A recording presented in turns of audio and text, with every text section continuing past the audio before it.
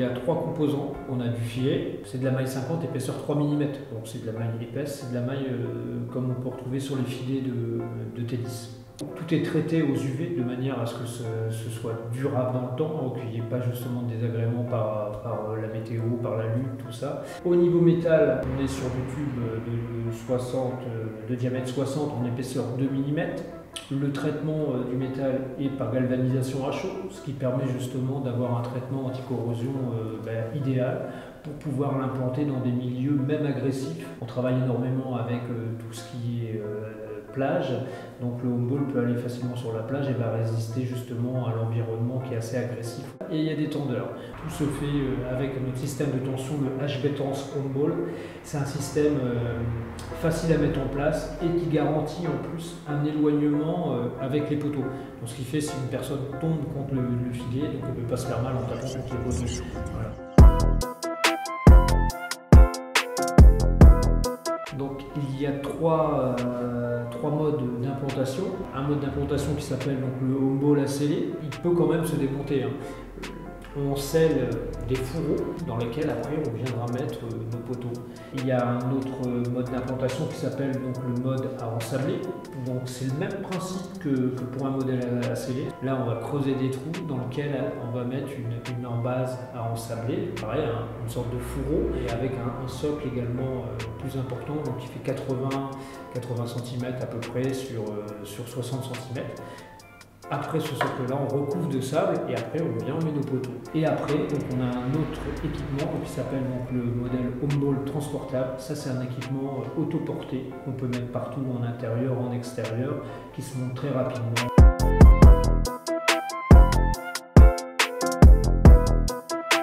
Donc on a un petit modèle qui fait 4,50 m par 4,50 m, un autre 6,50 m par 6,50 m et un autre 8,50 m par 8,50 m.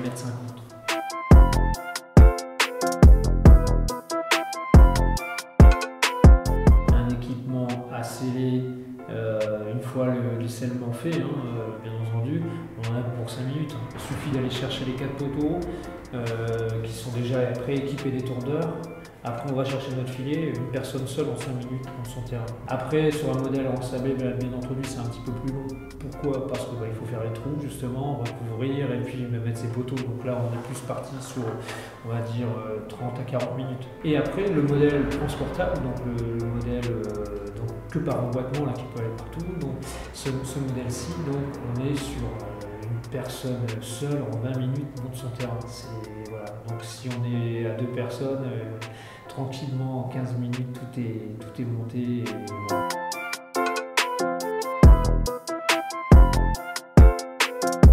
Eh bien, pour démonter un terrain, ça va presque encore plus vite. On va gagner 5 minutes vis-à-vis sur un modèle transportable, aller en 10 minutes, c'est démonté. On a développé des outils qui soient compacts, de manière justement à avoir un stockage facile. Sur les modèles à sceller, c'est très simple, on n'a que les poteaux d'angle et après bien entendu on a notre filet.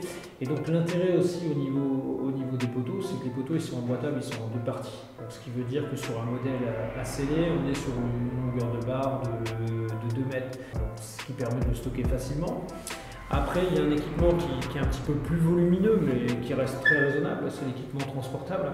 Donc quand on regroupe toutes les barres, c'est pareil, les barres au niveau longueur maximum, on est sur du 2 mètres.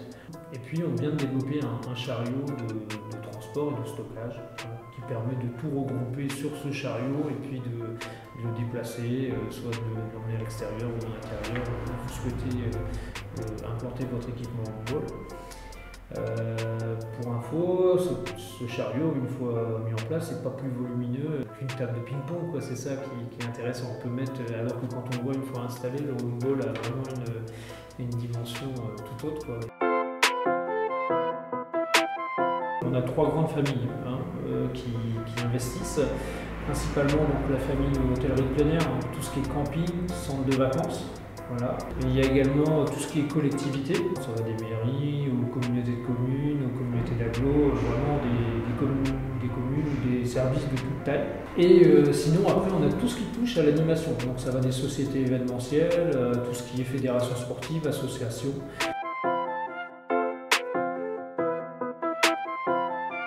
Le modèle transportable là, peut être mis en intérieur, en extérieur, vraiment où on le souhaite, c'est ça qui est intéressant. Ils apprécient énormément l'avantage équipement du fait que le ballon reste toujours à l'intérieur de l'équipement. Le ballon ne va pas aller taper dans les mobiles, on ne va pas aller gêner ce qui se passe à côté. C'est vraiment le gros intérêt mis en avant par les campings quand ils achètent. En termes de jeu, ils adorent aussi donc, le homeBall, tout ce qui est camping et centre de vacances, parce qu'il y a plein de mini-jeux qu'on peut mettre en place. Mais également aussi, c'est le fait que c'est quelque chose qui peut fonctionner, qui fonctionne la plupart du temps en accès libre. Il n'y a pas besoin d'animateurs attitrés pour pouvoir encadrer.